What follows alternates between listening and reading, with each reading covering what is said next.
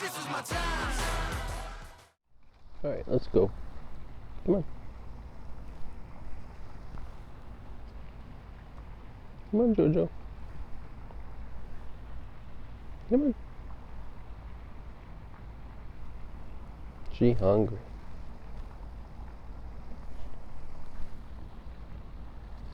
And stubborn. No. Spike's gonna go for a walk. Come on, Spike. Let's go for a walk. Go ahead. So, one of the questions that... First of all, good morning. Happy Thanksgiving. The thing I wanted to say is be mindful and hold for poop. So yeah, I wanted to say, let's just be mindful about what we consume, especially on the holidays, and that is not a reason to shame. It is literally that. Just keep in mind, you know, when you're eating a cookie, do it because it is grandma's recipe, passed down from the generations, and it was made with love and care by your mom. Or it's that pie that your uncle or your dad made sure that they took the time to get so that they had something to bring and contribute. You know, this is not a time to judge or condemn yourself or anyone else. If it is, hey, I'm going to have a drink, I'm going to have 2 drinks, this is the time. Enjoy yourself. Let loose. Relax. Have the spirits, you know? Spend the time, the extra time, to be with the people you love and enjoy that time. Be mindful in the moments. That's what I want you to appreciate and enjoy. That's what Thanksgiving is about. Giving grace and giving thanks. And the question that I got the most was, how did you lose a bunch of weight without exercise, without working out? And I'm going to tell you how I lost 60 pounds without exercise, without going to the gym, without weight training. Today's episode is brought to you by Green Shit. If you're not drinking green shit, what are you doing? Do you even care about yourself? Do you love yourself at all? How are you going to grow if you're not drinking green shit? I don't care how it tastes. Just get through it. Cheers.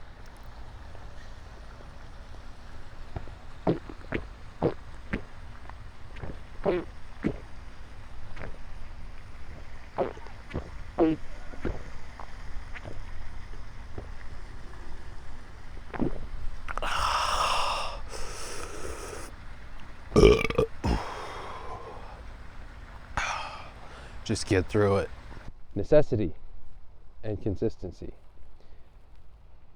The long answer is I sheared a disc in my back in 2020, and I couldn't exercise. I couldn't work out. It was not an option for me. So I had to figure out a way to reduce the load on my spine without going to the gym. And if you are like me, you probably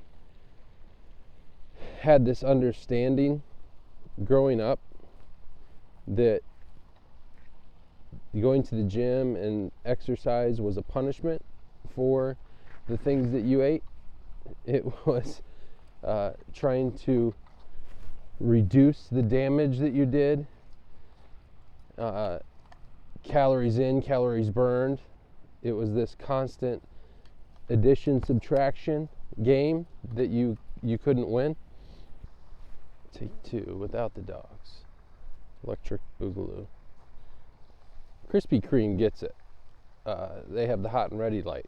So when they're making fresh donuts, not only are the donuts hot off the press, you can go in, you can try them, you can have free samples, but there is glass at the production line so you can see them. You can see the whole process. So they've turned the entire process into an experience. And that's what it's all about, is not only are you going to consume the food, you get to experience the food. So they've turned just what would be consuming calories into the experience, an entire dopamine experience. And this is what the food game has become, the food industry has become. It's become an experience. And this is the programming that I had to work so hard on, is unprogramming these dopamine rewards for me, because food has been such a huge dopamine reward in my life. And I paid the price. It literally broke my back. So the fact that I had 60 pounds to lose without weight training tells you how much extra weight I was carrying. Now think about that. I was carrying 60 pounds of groceries around on my body when I know where the grocery store is. Just 60 extra pounds of calories, of storage, reserves that I didn't burn, I didn't use. Just calories my body didn't want, didn't need, didn't utilize. Just there because. It's like all these apples. Too many. I produced too many. Nobody wanted them. So it just went to waste. And now they're just rotting. And this is literally what was inside my body. Just rotting fruit, rotting food, unused, unutilized. Because I hoarded all this food, all these calories in scarcity, thinking that, I need it. It's mine. I deserve it. No. I know where the store is. Like, I know where to hunt and gather, and we as a society are experts at this point. We can go get our resources at a moment's notice when we need them. Look, right here, more. You need some apples? There's some apples.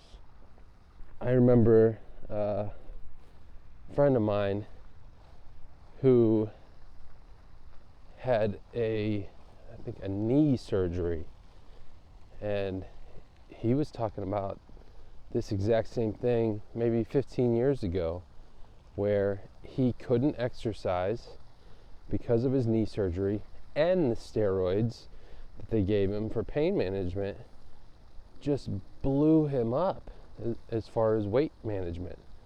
And then it was this long process of trying to lose the weight, and he had all this shame and guilt because of his body image, because he couldn't go to the gym like he used to. He was an avid gym goer. He had a routine, and that was the thing, is his intake, his food was set up in a way that he could eat in anything. He could eat in unwell because he was over burning. He knew he could process in the gym over processed food.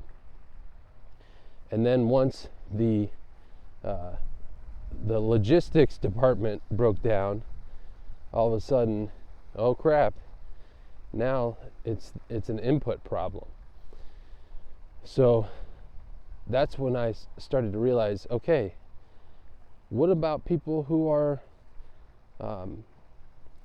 who aren't physically able to exercise at all? What happens when you're in a wheelchair? What happens when you have no legs? You have no arms? Are you not allowed to be physically fit? That's not an option. Physical fitness is your right, your human right. Just because you don't have the physical ability to exercise doesn't mean you don't get to be healthy.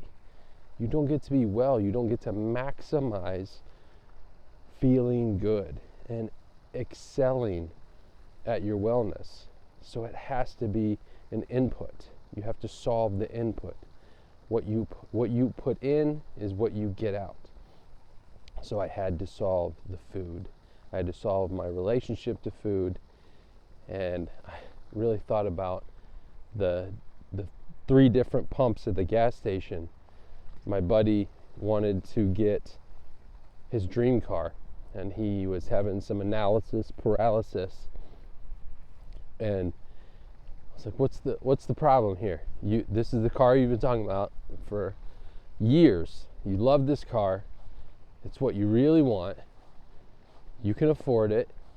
Not just afford it. You definitely can afford it. It would make you happy every day. And he had so envisioned himself in this vehicle that he broke down the budget of it to the point that he said, yeah, and it runs best. It requires premium fuel. I was like, dude, I didn't even think of that. That's a level of care for your vehicle that I didn't even think of, because I'm such a blasé vehicle maintainer that I'm like, yep, just give it the cheapest fuel, move on with my day. He's like, no. This car performs optimally when you give it premium fuel. I was like, oh, gotcha. So do we. That makes sense. Yeah, okay. So that's the whole point, is if you drove by every single gas station and the light was blinking, and every time the light was blinking, you had to stop and you had to get the cheapest fuel, how annoying would your day be, number one, that you stopped at every gas station every time the light was on, and then you topped off not only your car, but you topped off the fuel tanks, the gas cans in your trunk, you put them in your back seat, you put them on the floor, you put them on the passenger seat, the passenger floorboards. You filled your car full of gas cans every time that the lights were blinking at every gas station, and you got the cheapest gas you could.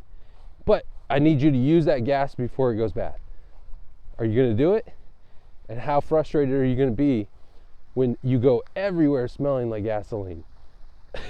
Like, that's insanity, but that's what we do with calories, because they're so delicious and the dopamine feels so good. So we have to start thinking about our food as fuel, and we only utilize it to serve us and get us where we need to go, because that's what it's for. And how do you like them apples? All right, that's all I got. Happy Thanksgiving. Love you. 9, paid on my dues, waited in line. 8, 7, now it's about time that I take mine. 6, 5, king of the jungle, heart of a lion. 4, 3, 2, 1, watch out, here I come. This is my time. Pond. It's a pond. And it's sunny, but it's actually cold. And this camera's cold. And it hurts my little fingies because it's cold to hold. How do you like them apples?